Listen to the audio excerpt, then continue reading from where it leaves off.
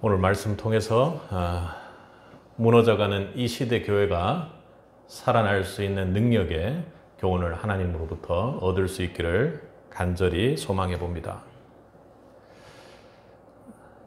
여러분, 요즘 교회가 참 많이 무너졌다 이렇게 이야기를 많이 하죠. 그런데 여러분, 지나가면서 교회를 보면 어떻습니까? 교회 목사님들은 아주 미디어상으로 꼭 연예인들이나 슈퍼스타처럼 그렇게 움직이는 시대이기도 합니다. 교회가 아주 큰 그런 대형 교회들이 꽤 많이 전국적으로 그리고 각 지역별로 몇 개 정도는 그렇게 인구 대비해서 아주 큰 교회들이 있는 것 같습니다. 그리고 그 교회와 또 그리고 그 교회의 사역자들이 미디어를 통해서 유명해지고 또 그런 교회는 유튜브에 설교를 올리게 되면 많은 구독자 수와 또 그리고 그것을 조회하는 사람들로 넘쳐나는 시대입니다. 예배당은 멋지고 또 보고 있으면 참 웅장하다 느낄 정도로 그렇게 보입니다.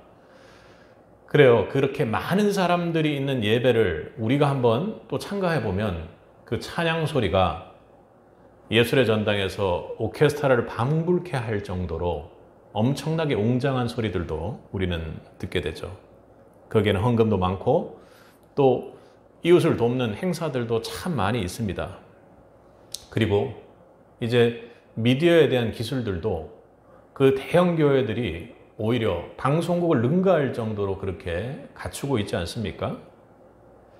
흡사 정말 아주 큰 대형 공연을 보고 있는 것 같을 때가 있습니다. 근데 여러분, 그건 사람들 입장에서는 매우 난처하게 들릴 수 있습니다. 공연과 같다고? 우리 예배가? 그런데 그들에게 우리가 그렇다면 그 대형 공연과 그 예배가 장르만 다르고 어떤 면에서 차이가 있느냐고 아주 세밀하게 묻기 시작했을 때 뭐라고 답할 수 있을까요? 정작 말이죠. 그 교회 안에 본질된 복음이 그렇게 웅장하게 제대로 소리내며 많은 그 미디어와 함께 그렇게 복음이 유명세를 타고 있지는 않은 것 같습니다. 그 안에 복음이 얼마나 남아 있을까요? 예수님만 전하는 자리라는 그 모양이 얼마나 남아 있을까요? 그리고 죄를 죄라고 선포하는 그 모습이, 그것 때문에 교회가 유명해지는 일은 없지 않습니까? 진리를 지키다 보면, 진리를 선포하다 보면 손해보는 경우들이 많고 뭔가 핍박받고 내가 현실과는 너무 다른 모습을 사는 것 아닌가 그렇게 생각할 때도 있을 것입니다. 우리 교회 성도들도 때론 그럴 수 있겠죠. 그런데 그럼에도 불구하고 우리 다 같이 하나님 앞에 손해 좀 봅시다. 예수님과 함께 세상 사람들한테 조롱 좀 한번 받아봅시다 하고 그렇게 담대하게 나아가는 교회가 있는지 모르겠습니다. 예배가 많은 것이 인과관계로 예배가 살아있다라는 뜻은 아니지 않겠습니까? 저는 심각하게 이 시대 교회를 향해서 고민을 해봅니다. 목회를 하고 또 우리가 하나님 앞에 예배드리고 있는 입장이기 때문에 요즘 교회가 약해진 게 점점점 그렇게 웅장한 모습 가운데도 약해진 게 왜 그럴까? 사람이 없어서도 아니고 그렇다고 세상이 너무 강해서도 아닐 것입니다. 그것은 바로 교회가 커지면서 그리고 교회 안에 사람들의 모습이 커지면서 그것과 비례해서 복음이 그리고 교회의 본질이 거기에 맞추어 성장하고 있느냐 하는 것입니다. 오히려 진리가 타협되고 본질이 가벼워지고 세상의 칭찬 소리는 많은데 죄에 대해 회개하자는 소리가 줄어들고 있기 때문이 분명할 것입니다. 우리가 잃어버린 것은 영향력이 아니라 사실 내 안에 있는 복음의 중심일 것입니다. 우리가 약해진 것은 숫자가 아닙니다. 엄청나게 많은 사람들이 그렇게 모여 힘을 과시하기도 합니다. 교회가. 그런데 우리가 약해진 것은 숫자가 아니라 바로 내 안에, 성도 안에 복음이 없기 때문입니다. 복음이 흐려졌기 때문에 그 큰 교회가 그 교회의 크기만큼 영향력을 발휘하지 못하는 것이죠. 요한계시록 11장은 참으로 아주 최악의 상황의 교회의 모습을 보여줍니다. 복음을 지키다가 핍박받는 교회의 이야기이죠. 그 안에는 오늘날 우리가 마주한 이 시대의 교회와는 너무 다르게 웅장하고 대단한 교회가 아니라 복음 때문에 외면당하고 진리 때문에, 그 진리의 선포 때문에 아주 비참하게 죽음당하는 증인들의 모습마저 나타나 있습니다. 보기에는 너무나도 고통스럽고 작은 교회였지만 하나님은 그 교회를 기이 보셨고 죽은 줄 알았지만 그 교회를 다시 살리셔서 생명의 구원의 역사를 열고 있는 참으로 아주 척박한 땅에서 피는 새싹과 꽃의 모습을 보게 합니다. 오늘 우리는 이 말씀 통해서 요한계시록 11장에 등장하는 교회의 모습을 우리가 바라보고 하나님 앞에서 이 시대 교회가 참으로 진정 회복하는 길이 무엇인지를 알기를 소원합니다. 조금씩 분명히 깨닫는 은혜가 있기를 바랍니다. 여러분, 교회가 참으로 회복하기 위해서는 어떻게 되어야 할까요? 우리는 지금 앞서 말한 것과 조금 다른 관점에서 보면 예배를 소비하고 있는 시대에 살고 있는지 모릅니다. 그러니까 예배를 통해서, 교회에 출석함을 통해서 내가 거룩을 소비하고 있는 모습일지 모른다는 것이죠. 우리 머릿속의 생각은 내가 교회를 다님으로, 내가 예배를 드림으로 나는 참으로 거룩한 사람이야 하고 그렇게 생각하도록, 그 기분에 맞추도록 예배를 소비하고 있는 모습입니다. 이렇게 보니 참으로 무섭지 않습니까? 그런데 실제로 그럴 것입니다. 분명히 교회이긴 한데 교회 안에 구별된 거룩한 사람이 잘 보이지 않습니다. 겉으로는 교회가 참 살아있는 것 같지만 정작 하나님은 그 안에서 구별된 예배자를 결코 찾기가 힘들다라는 것이죠. 앞서 말한 것처럼 예배는 너무나도 넘칩니다. 그런데 하나님 앞에 전심으로 나를 낮추고 나를 예배의 제물로 올려드리는 그런 사람을 찾기가 힘들죠. 시스템은 화려한데 그 중심을 보면 폭풍의 중심처럼 너무나도 아무것도 없고 텅 비어 있는 공허가 있습니다. 하나님 앞에 엎드리는, 진정으로 엎드리는 예배자가 없다는 것이죠. 이 시대의 교회는 참으로 있어 보입니다. 젠체하는 모습이고 참으로 대단해 보입니다. 그걸 뭐라 할 이유는 없겠죠. 웅장하고 화려함, 그리고 하나님 앞에 그렇게 예식을 갖추는 것은 매우 중요합니다. 그러나 없는 것이 너무나도 크기에 이 시대의 교회를 보고 하나님께서는 대체 어떻게 보실까요? 그리고 우리 새빛교회를 통해 하나님이 만약 우리 교회를 본다면 대체 무엇이 없다고 할지를 우리는 영적으로 심각히 고민해 봐야 할 것입니다. 우리 1절과 2절을 한번 읽어보겠습니다. 또 내게 지팡이 같은 갈대를 주며 말하기를 일어나서 하나님의 성전과 제단과 그 안에서 경배하는 자들을 측량하되 성전 바깥 마당은 측량하지 말고 그냥 두라. 이것은 이방인에게 주었은즉 그들의 거룩한 성을 42달 동안 짓밟으리라. 본문에서 하나님이 요한에게 뭐라고 말씀하시죠? 측량하라고 그렇게 말씀하십니다. 그런데 우리가 눈에 띄는 것은 하나님께서 성전을 측량하되 성전 전부를 측량하라고 말씀하지 않으시고 성전과 제단과 그 안에서 경배하는 자들만 측량하라고 말씀하십니다. 왜 그럴까요? 성전 바깥 마당은 그냥 두라고 말씀하시는 그 이유가 무엇일까요? 그곳은 이방인에게 넘어간 영역. 오늘 본문의 말을 빌어하면 거룩한 성 바깥, 거룩을 잃어버린 곳이기 때문입니다. 그러니 구별된 곳을 측량하라고 하나님께서 말씀하시는 것이죠. 그러기에 측량은 단순히 공간을 측정하라는 이야기가 아니라 이 측량한 부분을 하나님의 소유로 거룩히 구별하여 지키고 보호하겠다라는 하나님 소유의 선언인 것입니다. 에스겔 40장에서 42장을 보면 하나님은 환상 중에 에스겔에게 성전을 측량하게 하십니다. 그것은 단순히 하나님께서 설계를 어떻게 하고 어디까지 범위를 해야 할지를 잘 몰라서 그렇게 말씀하신 것이 아닙니다. 바벨론 포로로 무너졌던 성전이 어디까지가 하나님의 소유이고 어디서부터 다시 거룩이 회복되어야 되는지 회복의 처음을 하나님께서 이야기하셨던 것입니다. 그러니 하나님은 이 측량을 통해 구별되고 거룩된 예배의 예배자를 찾고 계셨습니다. 하나님은 지금도 동일하게 구별됨, 거룩을 보시고 측량하라 말씀하십니다. 크고 아름다운 외형이 아니라 그 안에 정말로 진짜 예배자가 있는지를 보고자 하십니다. 바깥마당은 아무리 넓고 화려해도 구별된 예배자가 없으니 하나님은 거기를 측량치 않으시겠다고 말씀하십니다. 여러분, 하나님이 측량하는 교회가 되길 원합니까? 하나님이 측량하는 성도가 되길 원합니까? 그렇다면 여러분, 구별된 삶을 시작하셔야 합니다. 하나님은 구별되지 않은 자를 측량치 않으시고 또 구별되지 않은 자를 자신의 소유가 아니라고 오늘 말씀으로 이야기하고 계십니다.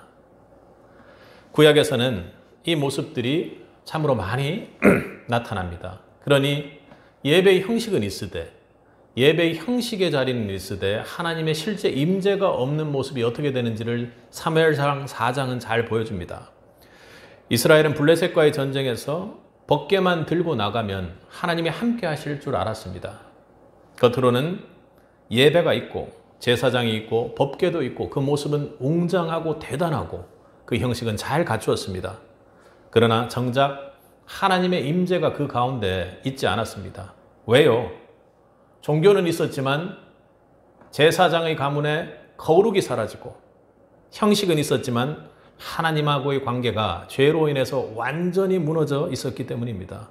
결국 이스라엘은 이 전투에서 어떤 이유에서인지 알 수 없지만 결국 블레셋에게 세상의 논리대로 참패를 당하고 말았습니다. 하나님과의 관계는 무너졌고 결국 법궤는 빼앗겼고 시아버지 엘리와 남편이 죽게 되며 엘리 며느리는 아들을 낳았는데 이가봇이라고 이름을 지었습니다. 그 뜻이 무엇입니까? 하나님의 영광이 완전히 떠났다라는 뜻입니다. 사무엘상 4장의 이야기는 요한계시록 11장 2절의 바깥마당의 모습과 같지 않습니까? 껍데기만 남은 성전, 하나님은 측량치 않으십니다. 하나님은 오늘도 예배당이 아니라 구별된 예배자를 측량하기를 원하십니다. 거룩한 중심을 지키는 사람, 그 사람으로부터 교회를, 무너진 교회를 다시 세우기를 시작하십니다. 여러분, 그런데 하나님은 예배자를 측량하는데 하나님의 자가 아니라 우리는 우리의 자로 우리를 측량하기를 원하고 또 그리고 우리의 자를 통해서 하나님마저도 측량하는 교만함을 범하게 되죠. 자꾸 우리는 숫자와 크기 그리고 내가 원하는 방향으로 모든 것을 이동시키려고 하는 자를 갖다 댑니다. 우리 스스로가 측량자가 되어서 하나님의 범위를 넘어서는 모습을 우리는 많이 보게 됩니다. 분명한 것은 하나님은 교회를 예배당과 사람의 숫자로 세우는 것이 아니라 구별된 예배자를 통해 세우는 분임을 기억하십시오. 구별된 예배자를 통해 측량하는 분이십니다. 그래서 자신의 소유된 백성을 측량하시고 구별하셔서 그것이 하나님의 나라요 이를 통해 복음 구원의 사명을 감당하도록 교회를 주셨습니다. 내 삶이 지금 오늘 11장 본문에 바깥마당 같은 신앙, 껍데기 신앙에 머물러 있는 것은 아닙니까? 하나님이 측량조차도 하지 않는 그곳에서 하나님의 백성 성도된 자들이 왜 움직이며 거기를 측량하고 있단 말입니까? 말씀을 들어도 변화 없는 삶을 삽니다. 왜요? 내가 분명히 성전 안에 있어 예배자로 세움받기를 하나님은 바라시는데 나는 여전히 바깥마당을 서성이면서 바깥마당의 자료 교회를 측량하고 있는, 나를 측량하고 있고 심지어는 하나님을 측량하고 있는 거룩치 않은 모습에 있는 것 아닙니까? 예배를 드려도 감동이 왜 없습니까? 나는 예배자로 하나님과 1대1로 대면해야 되는데 제가 우리를 가려 바깥마당에 있는 것을 바라보게 하기 때문이죠. 기도를 해도 감동도 없고 하나님과 멀게만 느껴집니다. 그렇다면 우리는 내가 지금 하나님의 측량의 자로 나를 한번 돌아봐야 할 것입니다. 하나님이 여러분을 측량하는 그곳으로 돌아올 수 있는 축복이 있기를 바랍니다. 교회를 다시 세우는 첫 시작은 구조나 전략이 아니라 하나님 앞에 바로 서 있는 한 사람의 예배자를 통해 교회가 회복된다는 것을 꼭 기억하십시오. 그 사람이 거룩히 살아있으면 교회가 살 수 있는 것입니다. 교회는 살아있는 것이죠. 하나님은 그 중심을 보시고 그 자리로부터 교회를 다시 회복시키기 시작할 것입니다. 우리 교회는 어떻습니까? 만약 여러분이 하나님께서 보고 계시는 바깥마당이 아니라 안마당 성전에 거룩히 구별되는 예배자로 선다면 하나님 반드시 거기서부터 하나님의 역사를 시작할 줄 믿으시길 바랍니다.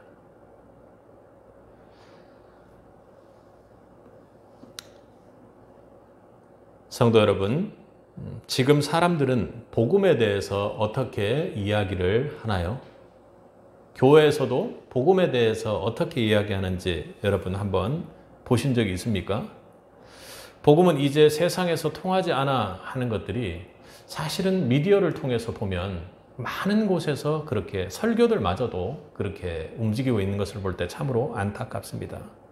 사람들이 볼 때 복음이 뭐야? 복음을 조롱하죠. 그런데 그것은 단순히 교회가 싫어서가 아닙니다. 복음을 전해도 반응이 없습니다. 진리를 얘기해도 오히려 거절당합니다. 말하면 말할수록 오해를 사고 전하면 전할수록 이상한 사람이 되어가는 경우들이 참 많습니다. 많이 좁아졌죠. 그러다 보니 교회가 어느새 그 말을 믿어버렸습니다. 개척을 하고 교회를 하고 또 그리고 교회 목회를 하는 그 사역자들마저도 이제 세상이 복음으로는 통하지 않아 라는 걸 믿어버리게 된 것이죠. 복음을 전해봤자 소용도 없고 복음은 안 통하고 그리고 요즘 세상에 예수님 믿고 나서 변화하는 아이들이 어디 있어 라고 그렇게 패배주의에 찬 모습을 합니다. 그러니 입이 닫히고 점점 복음의 증인으로서의 자리가 비어가는 것이죠. 여러분, 그런데 복음이 정말 약해진 것일까요? 정말 복음이 이 시대에는 통하지 않는 걸까요? 오늘 본문을 보면 하나님의 생각은 전혀 다르다는 것을 우리는 알게 됩니다. 오늘 3절에서 6절까지를 한번 읽어보겠습니다. 거룩한 성을 42달 동안 짓밟으리라 하시고 나서 3절 읽겠습니다. 내가 나의 두 증인에게 권세를 주리니 그들이 굵은 베옷을 입고 1260일을 예언하리라. 그들은 이 땅에 주 앞에 서 있는 두 감람나무와 두 촛대니 만일 누구든지 그들을 해하고자 하면 그들의 입에서 불이 나와서 그들의 원수를 삼켜버릴 것이요 누구든지 그들을 해하고자 하면 반드시 그와 같이 죽임을 당하리라. 그들이 권능을 가지고 하늘을 닫아 그 예언을 하는 날 동안 비가 오지 못하게 하고 또 권능을 가지고 물을 피로 변하게 하고 아무 때든지 원하는 대로 여러 가지 재앙을 땅으로 치리로다. 오늘 본문의 모습을 보면 5절에 그들을 해하고자 하면 그와 같이 죽임을 당하리라 이렇게 이야기를 하죠. 하나님께서는 두 증인을 세우는데 그들이 죽임을 당할 수 있는 상황입니다. 여러분, 복음 전하다가 죽임 당할 수 있는 상황입니까? 우리나라의 현 상황이 그렇습니까? 전혀 그렇지 않죠. 조롱받고 거절당하고 할지는 몰라도 이렇게 심각하게 복음 전하는 것만으로도 죽임을 당하는 폐악의 상황은 아니지 않습니까? 그런데 이런 폐악의 상황에 하나님께서는 어떻게 해요? 하나님은 최악으로 핍박받는 그 시대에 하나님이 선택한 방법은 두 증인을 세우는 것입니다. 이름도 정확히 알 수 없고 대단한 배경도 없어 보이지만 하나님은 복음을 아는, 복음을 먹은, 복음을 전할 수 있는 이 시대의 두 증인을 세운다고 말씀하십니다. 그리고 그들이 무너진 세상 속에서 성전을 다시 세우는 사람으로 무너진 교회를 세울 수 있는 하나님의 방식으로 그렇게 일하고 계신다는 것입니다.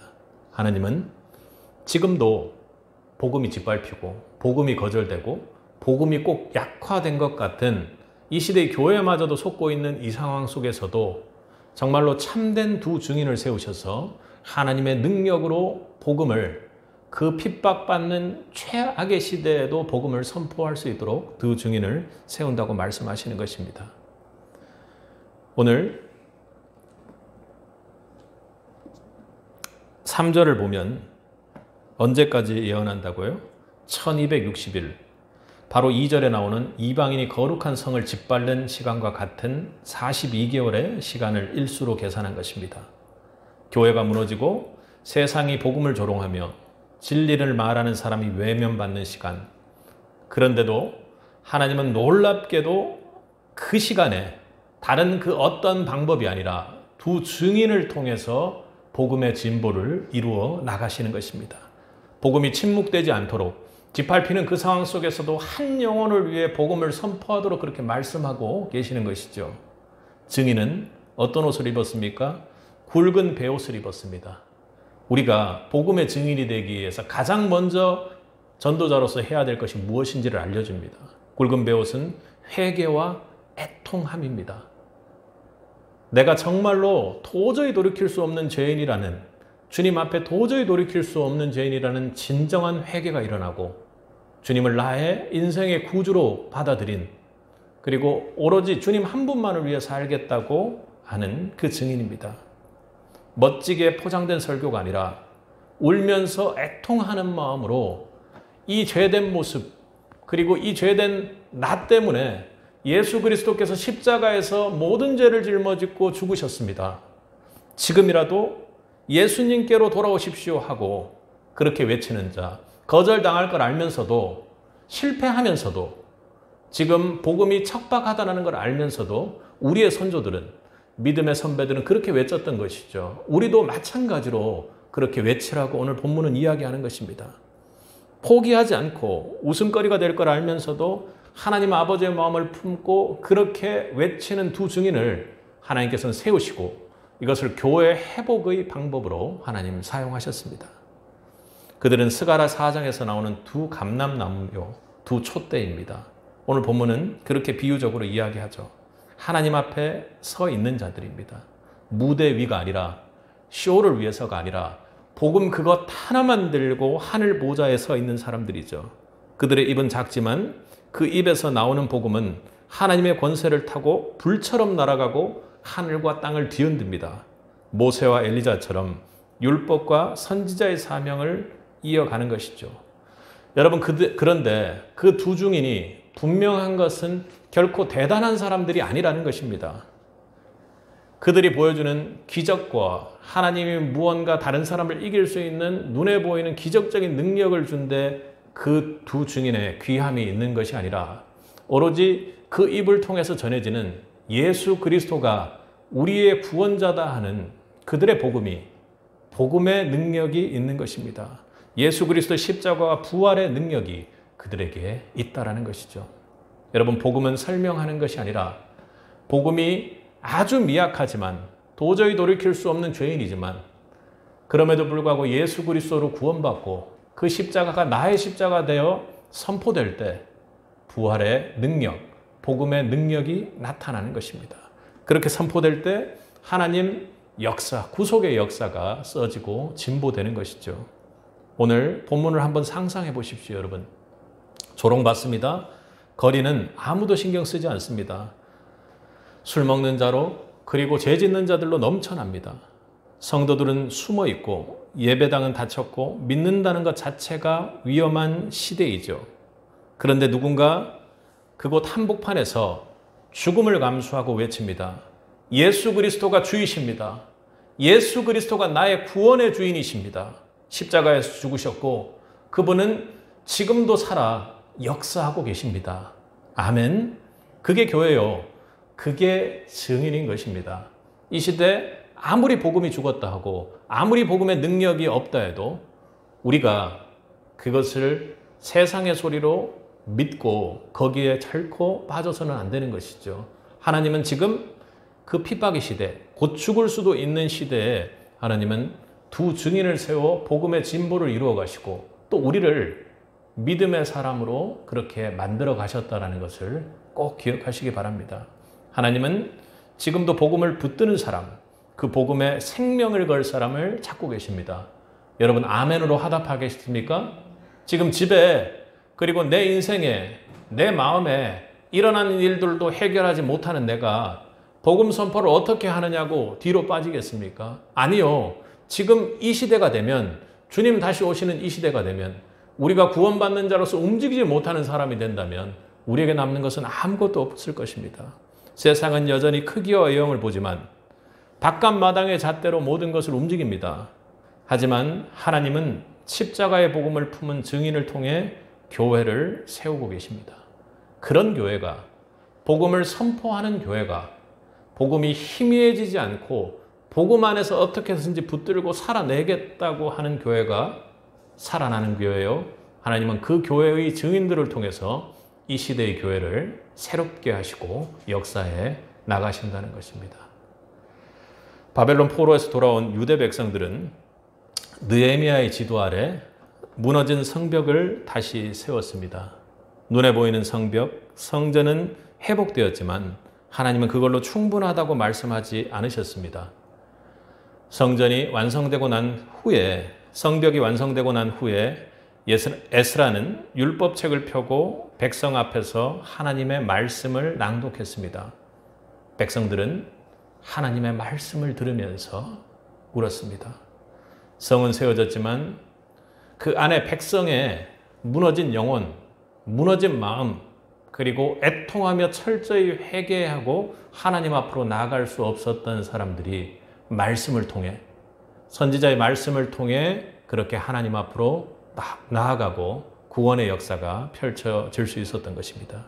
진짜 회복은 우리의 영혼이, 무너진 영혼이 바깥마당에서 완전히 화인 맞은 우리의 영혼들이 주님 앞에 나아갈 때 회복되는 줄 믿으시기 바랍니다. 복음이 그런 것이죠. 도저히 돌이킬 수 없는 바깥마당에 있는 우리가 하나님의 측량 안으로 들어갈 수 있는 은혜를 우리에게 하나님이 주신 것입니다. 오늘 본문에서 하나님은 성전을 측량하시고 이 시대 교회의 회복을 위해 두 증인을 세우겠다고 말씀하시는 것입니다. 외형이 아니라 중심, 그리고 침묵이 아니라 입을 열어 복음을 선포하는 것을 택하고 계시는 것이죠. 세상은 복음을 외치는 자들을 조롱하지만 하나님은 조롱받는 그 증인을 통해 교회를 세우시고 회복해 하시는 것입니다. 오늘날도 너무나도 마찬가지입니다. 이 시대 교회, 복음이 선포되는 교회가 교회를 회복해 하는 교회가 될 줄 믿습니다. 하나님은 교회를 다시 세울 때 먼저 누구를 세운다고요? 복음을 외칠 사람을 세운다라는 것입니다.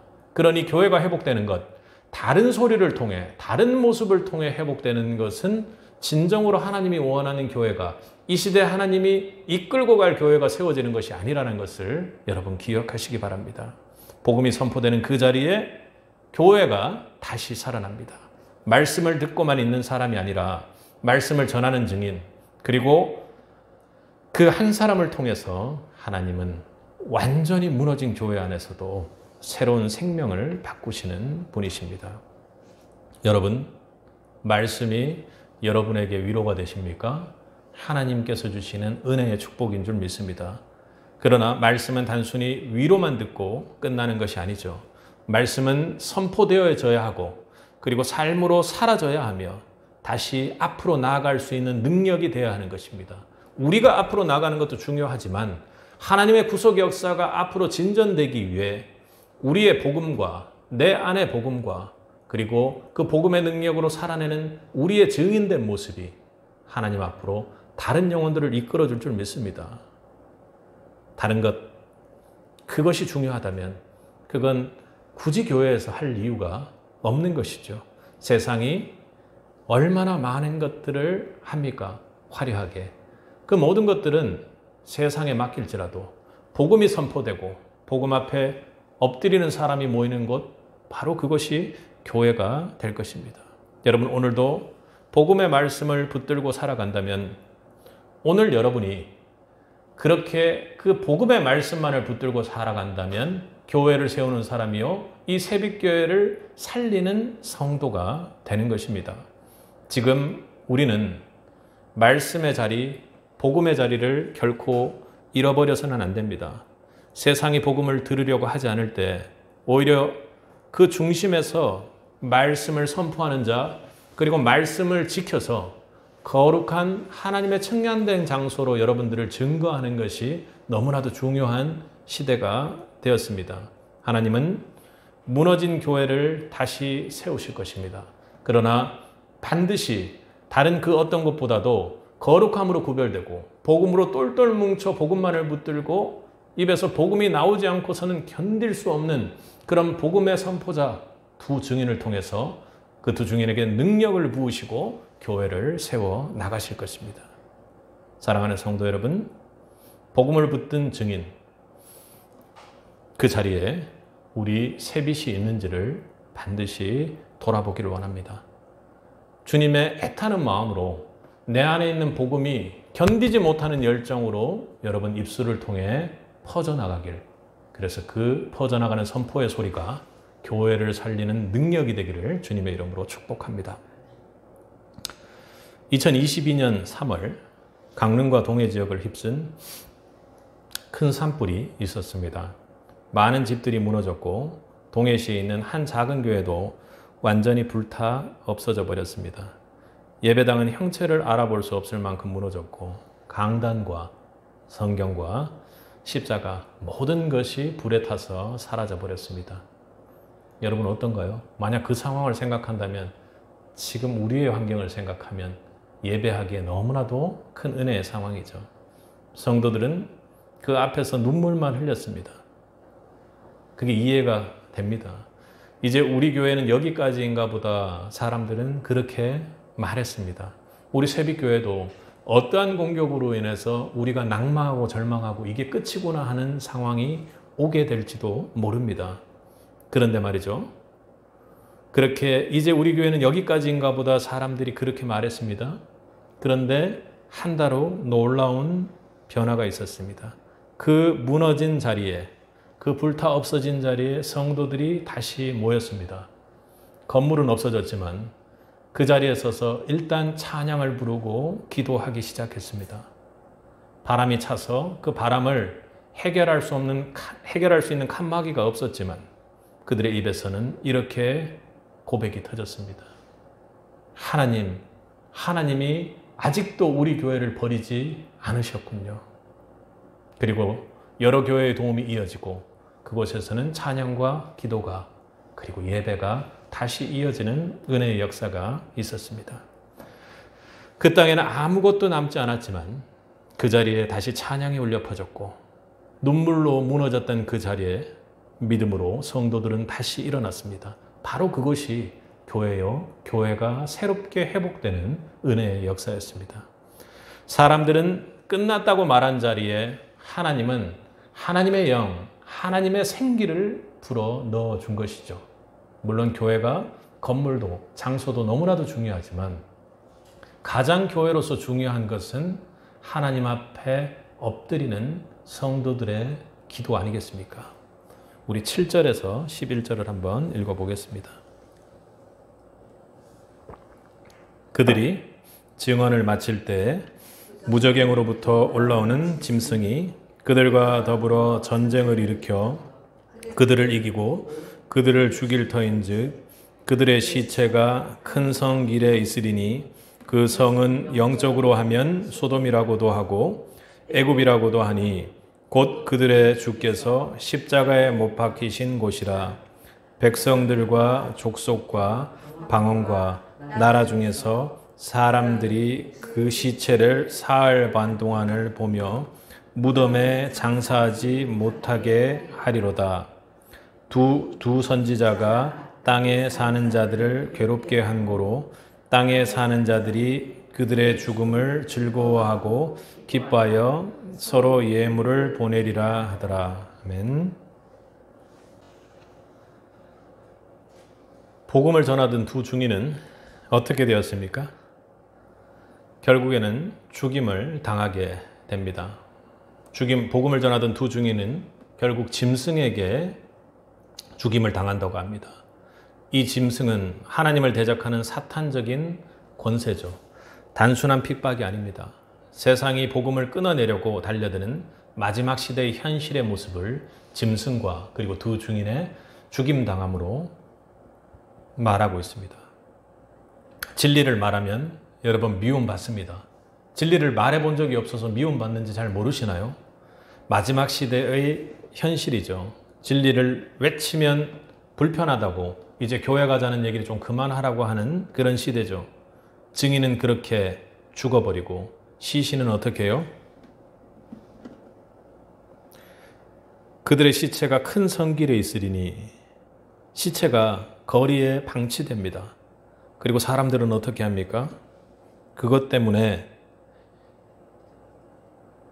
10절 하반절을 보면 그들의 죽음을 즐거워하고 기뻐서 서로 선물까지 교환하고 너무나도 좋아서 그 사람들이 죽은 걸 보고 너무나도 좋아하고 막 난리가 난 것입니다. 그만큼 완전히 패악의 시대, 복음을 너무나도 싫어했던 시대입니다. 그런데 이들이 기뻐했던 상황들을 한번 여러분 잘 머릿속으로 생각해 보면 이제 복음을 완전히 패배시켰다, 눌렀다, 이겼다 하고 교회는 완전히 사라졌고 하나님은 완전히 잊혀졌다고 사람들은 그렇게 생각하면서 시끄럽게 그렇게 떠들고 있었을 것입니다. 여러분, 모든 것이 끝난 것 같고 정말로 그 사람들은 죽어버렸습니다. 모든 것이 끝난 것인가요? 그러나 하나님이 그 순간 개입하기 시작하십니다. 우리 11절을 읽겠습니다. 3일 반 후에 하나님께로부터 생기가 그들 속에 들어가매 그들이 발로 일어서니 구경하는 자들이 크게 두려워하더라. 아멘. 아무도 기대하지 않던 자리, 아무도 소망하지 않던 시간, 완전히 절망과 죽음밖에 없는 그 시신 위에 하나님의 영이 임하십니다. 아멘. 그 두 증인의 죽은 자의 시신이 거리에 그렇게 널려 있는 그 가운데 하나님의 생기가 거기에 임하는 것이죠. 그리고 그들이 일어서게 됩니다. 여러분, 이건 교회의 회복 정도가 아니고 완전히 바뀌어 부활하는 능력인 것입니다. 죽은 증인이 다시 살아나고 무너진 교회가 다시 일어납니다. 하나님은 결코 패배하지 않는 분이십니다. 아멘. 하나님은 부활하셔서 반드시 승리하는 분임을 믿을 수 있길 바랍니다. 13절을 보니 그때 큰 지진이 나서 성 10분의 1이 무너지고 지진에 죽은 사람이 7천이라. 그 남은 자들이 두려워하여 영광을 하늘의 하나님께 돌리더라.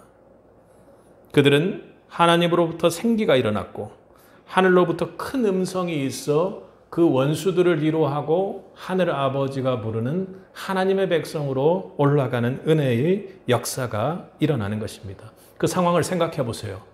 여러분, 그 시대에 복음을 전하고 복음을 핍박받고 시신이 되어가는 그 와중에도 전했던 그들은 하나님의 능력으로 세우시고 하늘 백성으로 이끄는 모습을 우리는 봅니다.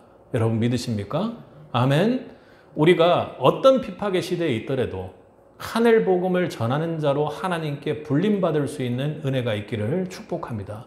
여러분, 지금 마지막 때라고 하면서도 나는 이때 더 이상 할 건 없고 그냥 하늘에 내가 예수님 믿고 있으니까 올라가면 그만이구나. 아니요. 하나님은 하나님의 사람들을 부르시고 그 두 증인에게 핍박의 이 시대에도 마지막 남은 구원의 역사를 이루어가고 계신다는 것입니다. 그게 이 시대의 사명이죠. 여러분, 이 이야기는 결코 먼 이야기가 아닌 것입니다.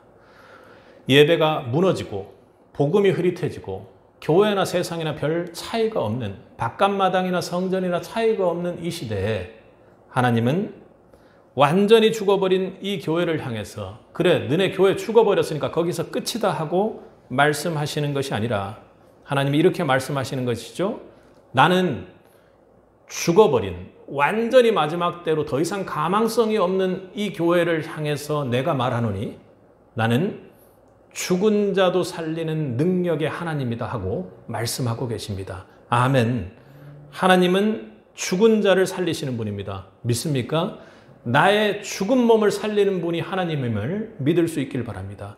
죽어있는 이 교회도 하나님께서는 거룩히 구별하시고 그 거룩히 구별된 예배자를 통해, 복음의 전도자를 통해 이 교회를 살리심을 여러분 믿을 수 있길 바랍니다. 그분은 죽은 자도 살리시는 분입니다. 그냥 힘없고 회복이 힘든 상태에서 살리는 분이 아니시죠. 에스겔서 37장을 보면 하나님의 에스겔에게 마른 뼈로 가득한 골짜기를 보여주십니다. 정말로 패악한 이스라엘, 완전히 도저히 돌이킬 수 없는 그 이스라엘의 상태 속에서도 하나님은 내가 어떤 사람인지를 보여주고 소망의 모습으로 이스라엘 백성들을 이끌어 가시는 것이죠. 사람의 기척은커녕 그 골짜기에는 생명의 기운조차도 없는 뼈들이 있었습니다. 하나님은 여러분에게 물으십니다. 이 뼈들이 능히 살 수 있겠느냐? 이 뼈들이 능히 살 수 있겠느냐? 에스겔이 하나님을 당연히 믿었겠죠. 그때 나온 답이 하나님이 아신다는 것입니다. 그런데 그때 그 뼈들이 살 모습을 보이지 않았지만 하나님께서 생기를 불어넣기 시작하자 마침내 그들은 힘줄이 붙고 살이 올라 군대가 되었습니다. 하나님은 이 백성들이 내 백성이다 하고 우리의 몸이 어떻게 다시 사는지를 보여주셨습니다. 아멘. 하나님은 죽어있는 어떠한 생기도 없는 그 뼈를 생명으로 살릴 수 있는 분임을 여러분 믿을 수 있길 바랍니다. 사랑하는 성도 여러분, 지금 여러분 믿음의 싸움 가운데 무너져 계신 분이 계신가요? 복음을 전하다가 상처 입은 분 계신가요? 교회를 위해 애썼지만 아무 열매도 보지 못하고 지쳐있고 꼭 죽어있는 사람처럼 있는 것 아닙니까? 지금 신앙이, 사명이 멈춘 것처럼 느껴지십니까? 그렇다면 여러분이 믿고 있는 하나님을 믿고 소망해 보시기 바랍니다. 그분은 죽은 자도 살릴 수 있는 그 능력의 하나님임을 말입니다. 그분은 죽은 자를 증인으로 세우셔서 다시 살려 이 교회를 세울 수 있는 유일한 분이십니다. 세상은 무너졌고 끊어졌고 죽었고 뼈로 말라 있다고 이야기하지만 하나님이 생기를 불어넣으면 죽어있던 자들이 일어나고 소망으로 하나님의 예언을 하고 함께 기도하며 복음을 꿈꾸게 되는 것입니다. 기도를 다시 시작하게 하고 복음의 입술을 반드시 열어주시는 것이죠. 사랑하는 성도 여러분, 하나님의 영은 죽은 자를 살리는 능력임을 믿을 수 있길 바랍니다. 이것이 바로 교회를 다시 세우는 하나님의 마지막 방식입니다. 사람들은 다 끝났다고 죽었다고 말할 때 하나님은 그 자리에 하나님의 능력으로 생기를 부으시는 분입니다. 모든 것이 정말 절망처럼 끝나고 우리의 논리나 이성으로는 결코 이해되지 않는 그 자리에서도 하나님은 전능한 하나님의 능력으로 우리 죽은 몸, 죽을 몸 아니고요, 죽은 몸을 살리는 분임을 믿을 수 있길 바랍니다. 그 숨, 그 생기, 우리를 살릴 수 있는 그 능력이 바로 하나님의 영, 살리는 영, 성령입니다. 성령 충만을 받기를 축복합니다. 하나님의 영이 여러분에게 부어져서 소망의 사람이 되기를 축복합니다. 나는 죽었어, 나는 안 돼 하는 것이 사단의 속삭임 속에 여러분 안에 있을지라도 여러분 하나님의 영으로 살아나는 자들, 교회를 살리는 증인으로 우뚝 설 수 있기를 축복합니다.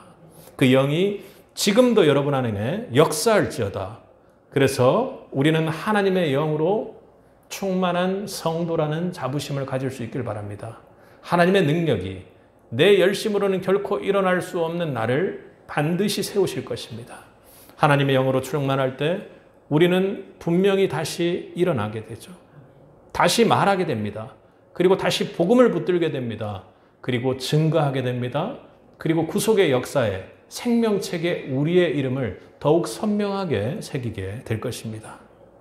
지금이 바로 그때입니다. 넘어졌습니까?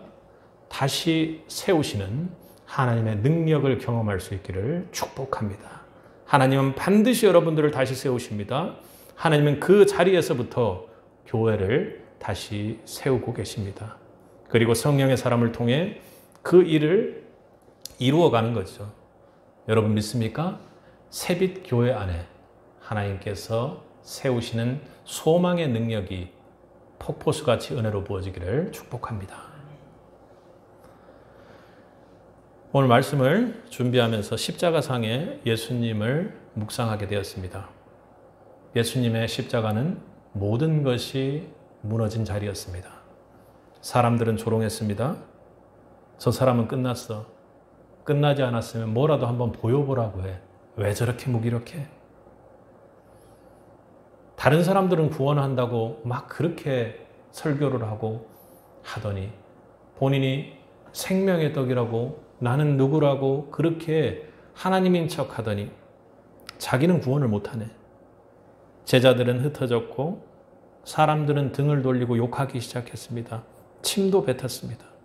그리고 심지어는 하늘이 닫힌 것처럼 예수님은 십자가에서 큰 고통을 겪었습니다. 엘리 엘리 라마 사박다니. 하나님이여 어찌하여 나를 버리셨나이까. 하나님과 완전히 분리되는 그 침묵의 순간까지 예수님은 견디셨습니다. 누구도 그 순간이 하나님의 계획일 거라고는 결코 깨닫지 못했던 상황이죠. 세상은 끝났다, 끝났다, 끝났다. 넌 완전히 끝났다.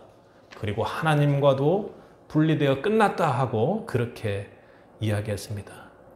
그러나 주님께서 그 사단의 음성 속에 했던 단 한마디, 테텔레스타이. 그 절망의 상황, 그 두려움의 상황, 그 끊어진 상황, 마지막과 같은 절망의 상황 속에서 주님은 여전히 구원을 소망하고 이루어 가셨습니다. 아멘. 가장 철저히 무너진 자리에서 구원을 시작하셨던 것이죠. 그리고 사흘 만에 부활하셨습니다. 하나님은 그 십자가에 무너진 자기 독생자 아들을 통해 다시 구원의 역사를 시작했던 것입니다. 그 십자가 부활이 우리에게 말해줍니다. 내가 그때 하나님 은혜 속에서 일어났던 것처럼, 하나님의 영광만 바라보고 일어났던 것처럼 너도 다시 세워질 수 있다고. 이 시대 교회도, 무너진 가정도, 무너진 다음 세대들도, 그리고 가장 중요한 나의 믿음도 그리스도 안에서라면, 그 십자가 안에서라면, 부활의 주님 안에서라면 반드시 다시 일어날 수 있다고 하나님께서 말씀하십니다. 십자가는 무너진 고통의 상징이 아니라 다시 세우심의 시작입니다. 이걸 믿을 수 있는 성도들이 되기를 간절히 바랍니다. 그러니 여러분 안에 지금 예배가 무너졌거나 기도가 멈췄거나 말씀이 희미해졌거나 사명에서 물러나 있습니까? 하나님은 그 자리에서 묻고 계십니다. 내가 다시 살리면, 내가 너에게 손을 내밀어 일으켜 세워주면 너는 일어나겠느냐. 예수님이 무너짐이 끝까지 내려가셨기에 우리도 그 십자가 부활의 주님을 붙잡는다면, 그 손을 붙잡는다면 반드시 다시 일어나 하나님의 증인으로 거룩히 구별된 안성전의 자로 우리가 함께 일어나 나갈 수 있습니다. 세상은 여전히 교회를 향해 말할 것입니다. 그러나 여러분, 주님의 손을 붙잡고 일어났다면 어떠한 핍박이 와도 오늘 말씀의 두 증인처럼 설령 우리의 몸이 그 장 안에 널려 있는 상황이 있을지라도 복음 하나만을 붙들고 담대히 나가는 우리 새빛이 되길, 그런 축복받는 성도들이 되기를 주님의 이름으로 간절히 소원합니다. 왜요? 우리 설령 복음을 전하다 찢김받는 한이 있을지라도 주님께서는 능력의 주님이요 전능하신 주님이라 우리의 그 모든 몸을 주님께서 수습하시고 다시 영광의 몸으로 부활케 하시는 분이 우리 주님을 소망하기 때문입니다. 여러분 절망 안에 있는 상황이 있을지라도 주님께서는 여러분들을 반드시 세우십니다. 그 주님 붙잡고 다시 세우는 그 은혜를 누리는 새빛이 되길 주님의 이름으로 간절히 축복합니다. 함께 기도하겠습니다.